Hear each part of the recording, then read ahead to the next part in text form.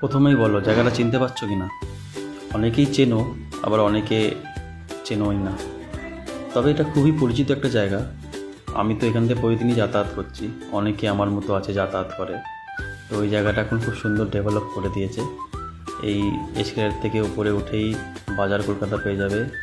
খাদিমসের showroom দেখতে পাচ্ছ, এখানে বাটার শোরুম আছে, Chandani pearls, Mahendra Dutt and sons, Cookme, pink অনের আন্ডারগার্মেন্টসের দোকান, সেনকোর গয়না। কী চাই? কেএফসি আছে, চিকেন খাবে খাও। শুধু ঝালমুড়ি আর রাজুদার পরোটায় আটকে নিয়ে আমাদের শিয়ালদা স্টেশন। হ্যাঁ, আমি এখন শিয়ালদা স্টেশনেই আছি, প্রতিদিনের মতো বাড়ি ফিরছি। তো ফিরতে ফিরতে একটু ভিডিও বানিয়ে দিলাম। যারা যারা জানো না, শিয়ালদা স্টেশন এখন ভোল পাল্টে গেছে।